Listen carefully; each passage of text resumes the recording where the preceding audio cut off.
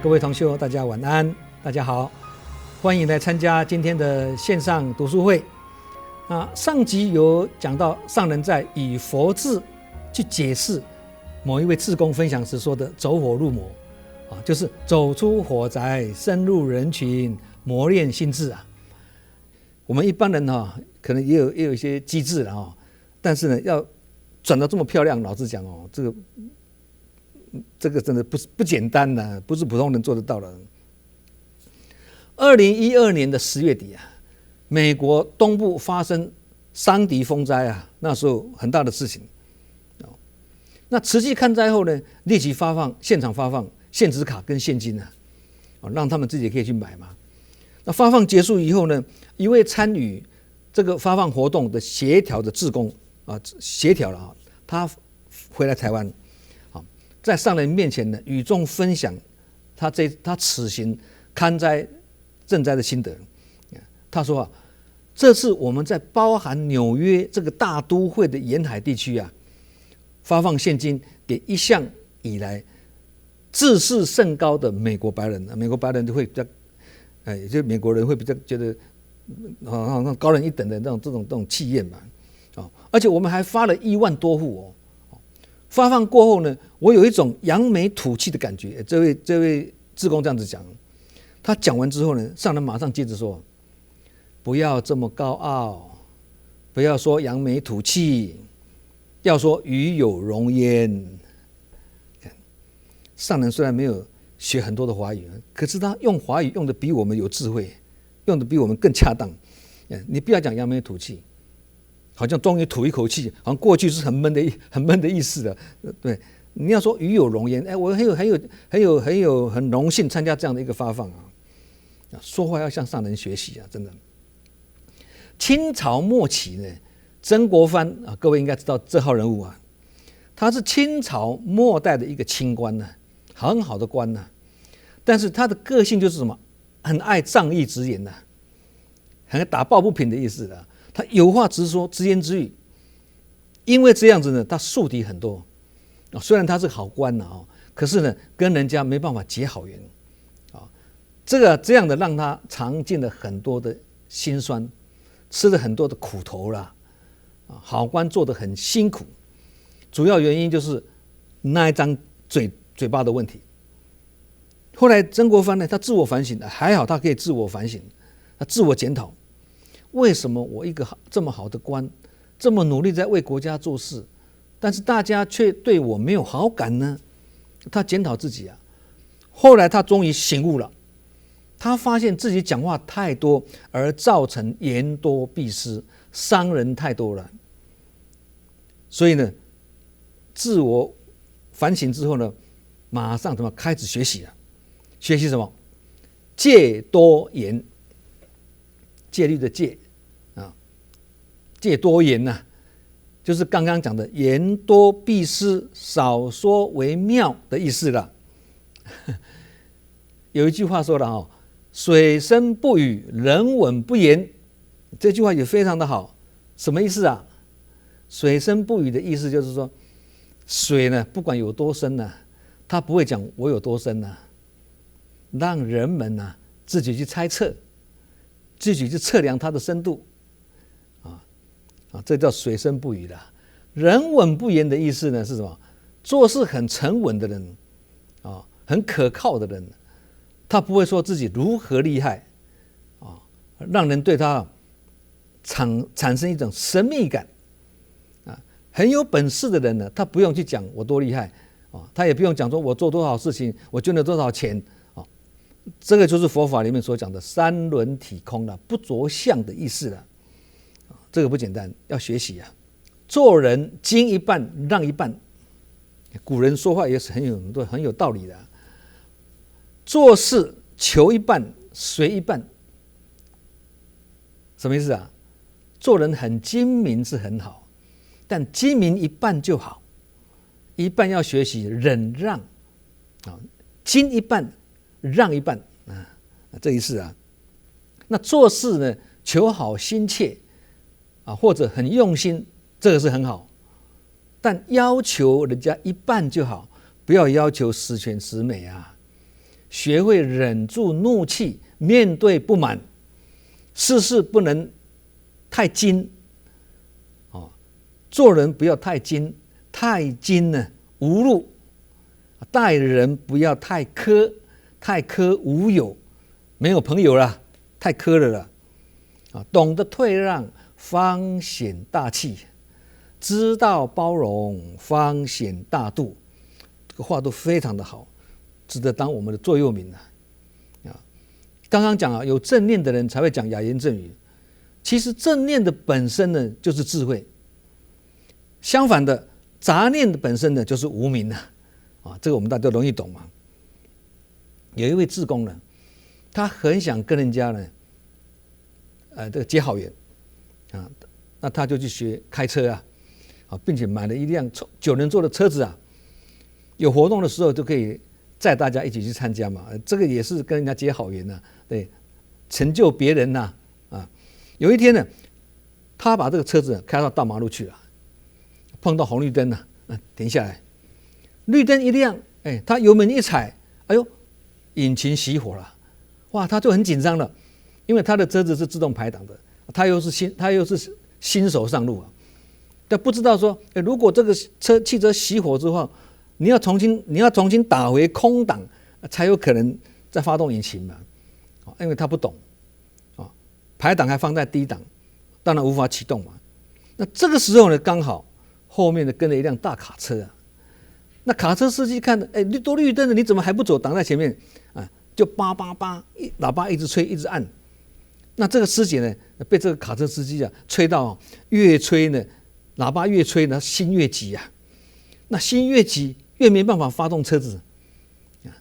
这个时候呢，这个师姐还好，平常有做志工有熏法香，法入心，这个时候要法入行他说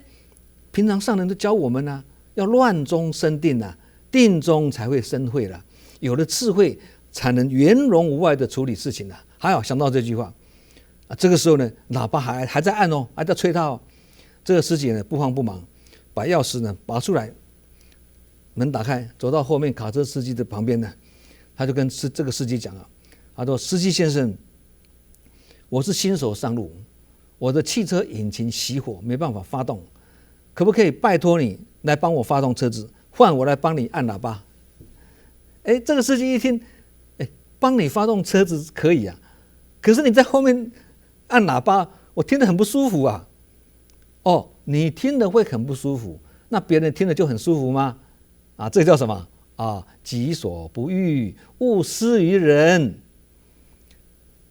所以这叫同理心同理心就是智慧同情心就是慈悲一般的人同情心人皆有之就跟爱心一样但是同理心就不一定了。所以有爱心的人很多，但是有爱心又有智慧的人就不多道理在这里还有一次呢，我们有一位志工他摔跤以后呢，就走路不方便了嘛，跌了一跤脚受伤了，走路不方便了他就要拿拐杖走路嘛。有一天呢，他就拄着拐杖到会所来，那会所里面的志工大家看到都会问哎呦师姐，你脚怎么样了啦我会关心他，问他嘛，那为什么拿拐杖他就说他就讲说摔跤啦人家问他都要讲摔跤嘛。如果那一天会所里面有100个人看到他，问他为什么拿拐杖，他就要讲100次的摔跤这个资深的委员上人也知道嘛。有一天呢他回去金舍，上人就跟他讲说那个以后人家问你为什么拿拐杖，你不要再讲摔跤，你要改口因为摔跤不是好事，摔跤也不好听你要改口说为了增加力量，要讲这样子。你看摔跤也是一句话，为了增加力量也是一句话就刚刚讲的嘛，对。哎呀，我的桌子没有擦，为什么桌子没有擦干净？那为什么我们家里就是这么甜嘛？这个对，两者心念大大的不同。好多年前呢，中国大陆举办的一个论坛呢，有一位知名度很高的艺人呢，在论坛里面讲了一句话那时候媒体都登出来了嘛。他说什么？他说中国人都需要被管，讲这句话了啊。那其实凡夫也无国界啊，台湾的凡夫、美国的凡夫、日本凡夫、东南亚凡夫跟欧洲的凡夫有什么不一样啊？对，不止凡夫的无国界都一样了。现在的凡夫的习气跟2500年前佛陀时代的那些凡夫习气一样不一样？也是一样嘛。对，跟孔子时代的凡夫也是一样啊。所以那些话还可以用啊。对，《论语》我们还在读啊，对。所以他讲中国人都需要被管，你讲这句话会得罪14亿的人呢，14亿人都要被管了。为什么只有中国人要被管？所以如果把中国2个字拿掉的话，那这句话变成什么？人都需要被管。那这句话就很有哲学意味了哦。只要把2个字拿掉，这句话又完全不一样的，境界不一样了。你看，去年年初不是台湾有大选嘛？那一位本来也要参选的人呢，在造势的时候讲了一句话，他说：“台湾的年轻人就领那么多钱，台湾经济怎么会好转呢？”讲这句话，那这句话一出来，很多年轻网友就开始批评了：台湾的年轻人哪有领那么多钱啊？台湾的薪水已经是偏低的啊，你还说领那么多钱？批评的声音声浪很多。尤其呢，其实他这句话的意思不是说台湾的年轻人领那么多钱他意思不是这样子的，他意思是说台湾年轻人就领那么一点点钱的，意思应该是这样子的，但是因为词不达意嘛，而被误解了，所以领那么多，台湾年轻人就领那么多钱，把这句话改成就只领那么多钱，多一个只，指示的指，多加一个字，指示的指，意思就通了，就不会被误解了。你看，多一个字少一个字都很重要。其实我在直播的时候，我会做一些我的那个笔记嘛，有时候想想，真的不是句句斟酌，是字字斟酌了。多一个字少一个字，有时候听的人就会不一样了，意思也会差很多。或者多一个字少一个字，多一个字可能听得比较顺，少一个字可能就不顺，也是会这样子的。连一个字都可以让我们学习，你看看。好，记得以前呢，我在马来西亚的时候呢，有一次我们要办一个访视研习营那个是20年前了，但那个事情我到现在记忆犹新了。那我回来台湾呢，见到上人了那我就跟上人讲说，上人，我们要办一个访视的研习课程但是因为台湾的经验比较丰富嘛，那可不可以派几位资深的访视讲师呢，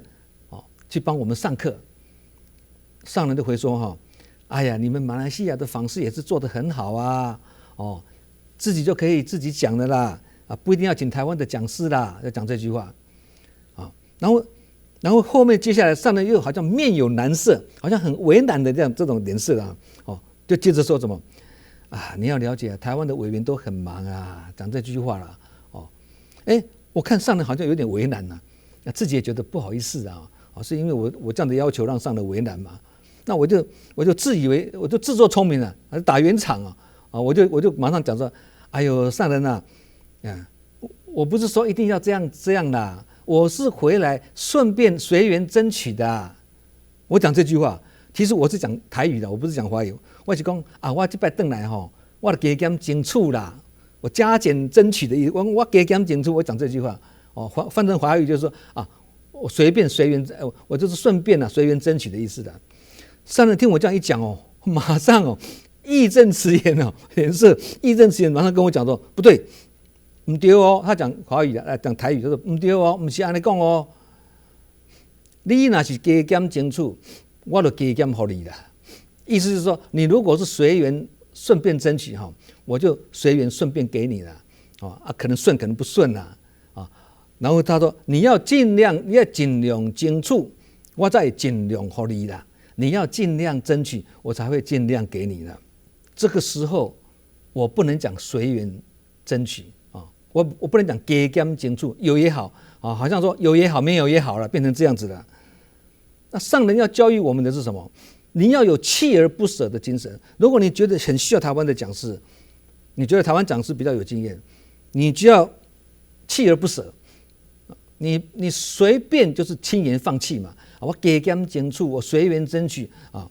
你这个意志不坚定的啊，你就不容易创造大因缘的。意思是这样子的。其实这个道理就像什么？当年舍利弗要代表大众呢，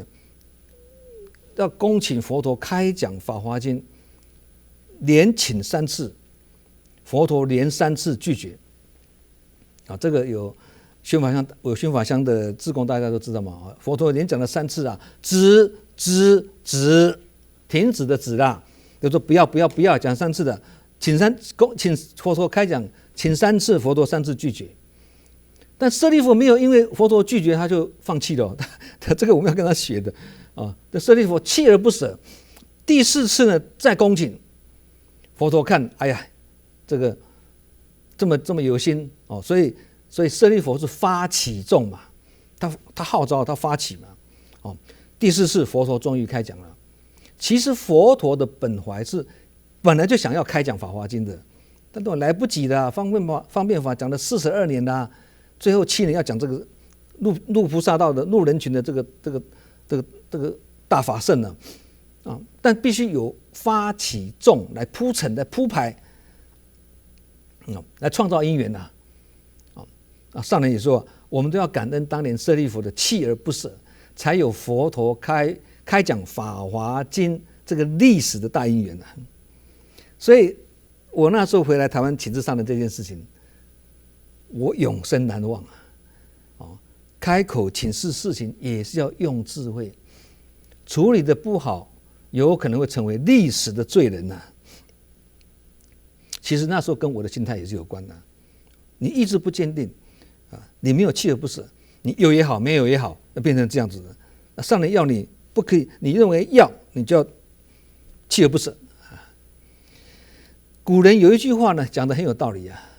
邪正看眼鼻真假看嘴唇。意思是说，一个人的心术正不正，可以从面相上来看出来。一个人是真情或假意，也可以从他的嘴唇看出来。所以从一个人的面相可以大略看出他的心性从一个人的言语呢，可以辨别出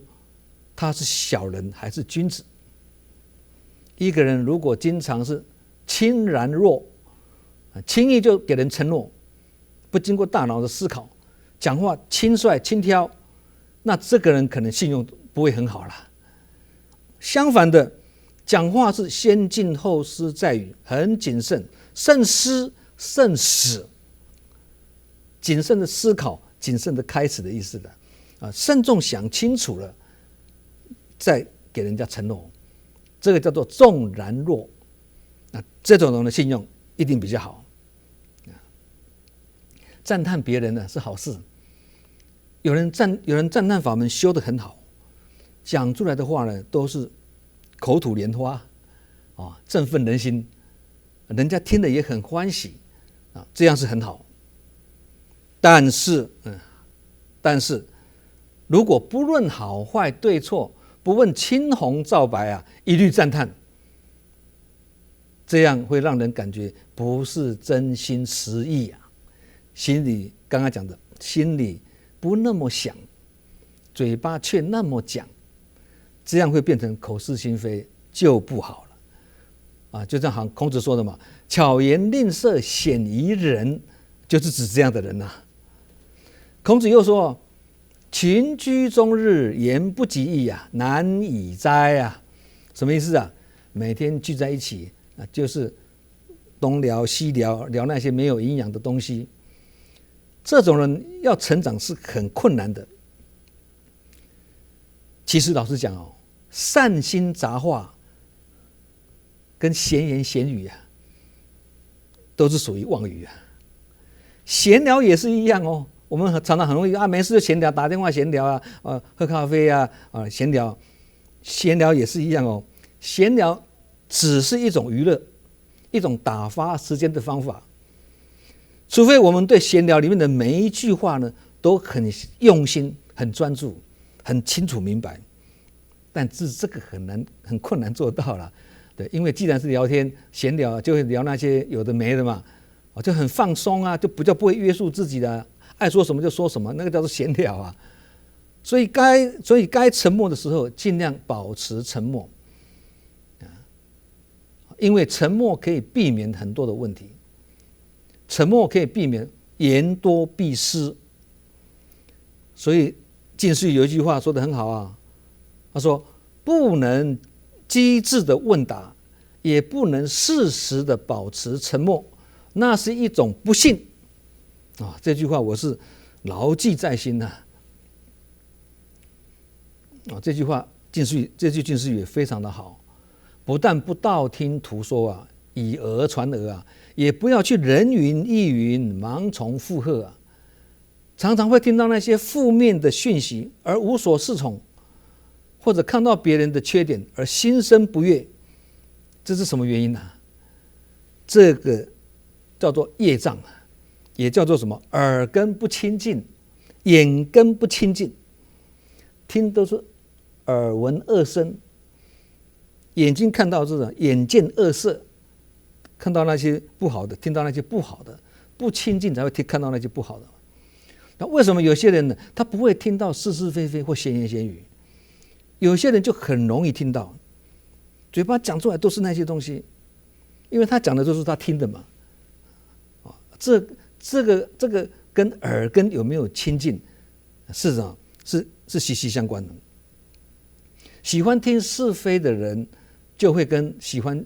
说是非的人呢凑在一起啊。喜欢唱反调的人，呢就喜欢跟那些抱怨批评的人呢凑在一起了。那喜欢听的人，就会跟喜欢讲的人呢在一起，叫做物以类聚啊。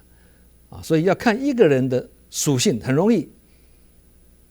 看他交什么朋友就知道了。看他旁边是跟着什么朋友就是这样子嘛。有的是损友，有的是益友嘛，看就知道啊。有一次上人在对众开示的时候呢，当场就考大家问大家说：“我刚才讲的是什么意思？”开示完之后问大家：“我刚刚开始讲的那些话什么意思？来，你们每个人来分享一下。”我当场考试我也在场啊，叫大家起来讲。结果点了好几个人上来讲，每个人解读都不一样。上人刚刚才开始讲的呢，然后每个人起来分享刚刚上人开始那句话，每个人解读的都不一样所以上人当场呢就是应缘说教，应这个机缘呢对大家说法。上人说：“你看看我刚刚才讲的话，你们也在现场听的，听完之后你们每个人的解读居然都不一样，何况是佛陀2500年前所开示的话，到今天会不会失真当然会。现场同时听到的解读都会错误了，何况是几千年前的话流传到今天呢？话讲的是非常的真实有一次马来西亚举办志业成果展那台湾有一团10几位志工前往协助他们呢办这个现场的那个布置现场那个不是简单布置，要竹子怎么一些朽木好像这样子插花整个设计都很大型的那这10几个里面就有一个呢比较资深的委员他的专长是插花，听说是什么日本什么流的啦那插花造诣很深但是他也很爱指挥全局，因为他比较资深嘛他也因为他呢求好心切他要求十全十美，刚刚不是讲要求十全十美嘛？对，要求一半就好了，要忍让一半的，刚刚不是讲嘛？他要求十全十美，他求好心切为了求好心切，他就会比较怎么样？比较会坚持己见，你不这样做，没办法达到我需要的完美那也没有好好跟大家沟通。你们要听我的，我是资深的。当然他嘴巴没有这样子讲，不过表现出来是如此嘛，对。大家觉得说既然他是很资深对，只好怎么样？这个口服心不服还是听他的但是心里很不舒服。活动结束后呢，回到台湾，一堆人跑到金社去跟上人销假，刚好这个很会插花的委员没有一起同行，哇，大家刚好这个好机会了，利用这个机会呢，利用销假这个机会向上人呢提说上人你这一次派那位师姐去她虽然很会插花，花插得很好，但是呢，她什么时候都很爱坚持己见，让大家很困扰。跟上人倾诉这句话了，上人当场回答说：“我知道她的个性，我很清楚。我派她去是要你们学她的插花，我没有要你们学她的坚持己见。”这是上人的睿智教化，懂得这样拆开、分开，叫做分别自然。以前我们讲过嘛，对啊，你学他的插花就好嘛，你不要学他的坚持己见啊。他的优点我们就跟他学啊，他的缺点我们警惕自己，不要跟他一样啊。所以优点、缺点、好的、坏的，我们都心存感恩，做得到，就是我们生活的智慧。什么智？分别智你跟他缘结得好，爱心存款也够，即使讲话重一点，对方还是很感恩你那这个算你德恨够厉害。如果缘结的不是很好，你这句话一出去即使是好话都会被误解成是非的尤其讲的人呢，尤其讲的话呢，又让他觉得很不舒服，那缘会结得更不好本来是要想来，本来可能有人会这样子想说，我跟他讲这句话是要一语惊醒梦中人但是力道没有控制得很好变成一语惊死梦中人，那这个就麻烦了有人会说，哎呀，他会这样子做是因为他现金刚相，要来警惕告诫别人有人会替他打圆场，这样子讲话。那其实呢，我们一介凡夫习气那么重何德何能去对别人现金刚相呢？对，有德者现金刚相，众生是心悦诚服无德者现金刚相，众生是心灵受伤差在这里圣人现金刚相，那是出自一念的慈悲；凡夫现金刚相，那是一念的无明跟执着。我们没有那种德恨去现金刚相会仗义直言的人都是比较有正义感有正义感是很好，但是要注意一点上人讲的啦，有正义感不如有使命感。正义感很容易让人义愤填膺直言不讳啦在理直气壮的时候呢，说话容易伤人。所以有正义感不如使命感，有使命感的人会尽本分，而让自己有本事自己有德也有本事了，自然能以德服人这个时候说话呢，就比较有说服力的了。所以我们讲话要让别人听得进去，要自己有修啦。我们讲的话别人听不进去，你不能怪别人，要怪自己。行有不得，反求诸己说出去的话别人不听做出来的事情人家不跟你配合，或者你也得不到你预期的想要的那个结果。表面上看起来别人不配合别人不听话，不听我们的话，好像别人的事情，其实都是我们自己的问题。反求诸己，反过来要求自己这才是正念正信好，我们今天晚上的读书会讲到这里，好，感恩大家，祝福大家福慧双修，法喜充满，再见。